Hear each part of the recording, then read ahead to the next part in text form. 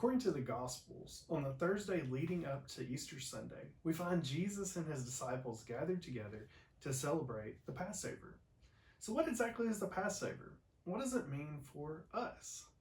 Well, the origins of the Passover go all the way back to one of the books at the very beginning of the Bible, Exodus.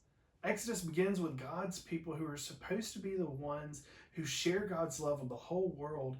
They find themselves enslaved in Egypt under a tyrant named Pharaoh. Now, in these brutal conditions, how could they ever be all of who God had created and called them to be? How was this a fulfillment of the promise that God had made with their forefather Abraham? So God, in his way, rose up Moses to be the one who would help lead the people out of slavery and oppression and into freedom and life.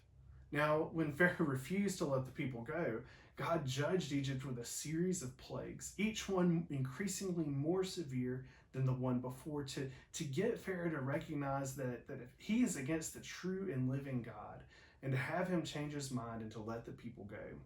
Now, the message of the 10th and final plague is that God is holy and just. But the message of the Passover is that God is also merciful.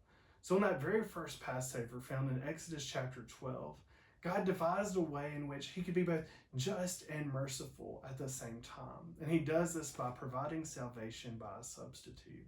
See, God's provision is simple. Take a lamb, one without blemish, examine it for 4 days to ensure that there's no flaw in it. And finally, on the 14th day of the month, that night that all the firstborns will die, kill that lamb, then apply its blood to your doorpost. And when God sees that blood, he will pass over you. That's the meaning of the Passover. Now, God spares Israel's sons not because they're better than Egypt's sons, but because a spotless lamb has died in their place and its blood covers their door. You see, we all deserve judgment for our sin, but God provides a way, a substitute, a slain lamb. Now, the Passover had become the most important celebration in the life of Israel. They were to celebrate this deliverance from death and slavery every single year. It was a whole week of celebrating and remembering what God had done for them. Now, if you fast forward to the Thursday now of Holy Week, it's one day before Jesus' crucifixion. He's told two of his disciples, Peter and John, to go into Jerusalem and begin making preparations for the Passover celebration for them as a group. Now, after doing exactly what Jesus had told them and securing the upper room where they would gather, they began to get things ready. This would have involved all the specifics that were found in Exodus 12 that we talked about earlier. There had become a tradition, a custom, when you celebrate the Passover, for the youngest child to ask this question: why is this night different from all the other nights?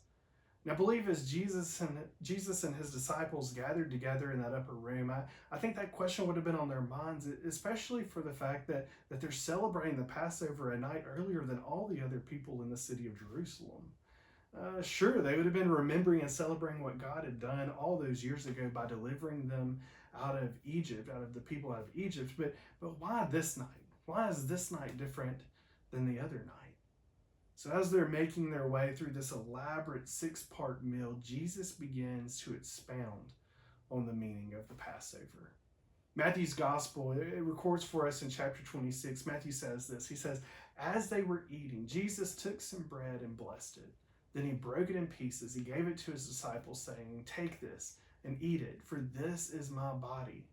And he took the cup of wine and he gave thanks to God for it. And he gave it to them and he said, each of you drink from it, for this is my blood, which confirms the covenant between God and his people. It is poured out as a sacrifice to forgive the sins of many. How could the sacrifice of an animal ever totally forgive sins?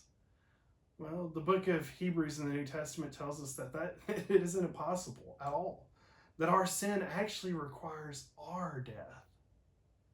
But God loves us. He loves the world so much that he wanted to make a way for us not to have to die any longer. And so speaking of this bread and this cup, the things that signify the deliverance from Egypt, Jesus says that his body and his blood, like a lamb without blemish, will be slain and will be poured out as a way of deliverance from sin and separation from God. He will be the sacrifice for forgiveness and restoration of a relationship that we'll have with God forever. And God, in his incredible love, had found a way to be both just and merciful at the same time with this deliverance, with this salvation by a substitute who is his very own son. Now, the very next day, Friday, the day of the actual Passover celebration, the day when lambs all over the city of Jerusalem would be slain for the celebration, we find Jesus, our lamb, slain. So what makes this night different from all the other nights? Well, we remember and we celebrate that Jesus chooses to keep walking down the road of deliverance for us, to deliver us from our slavery to sin and death, and to bring us into freedom and true life. He will be, and he is, the Lamb that is slain for our sin. And he's our hope and the hope of the world.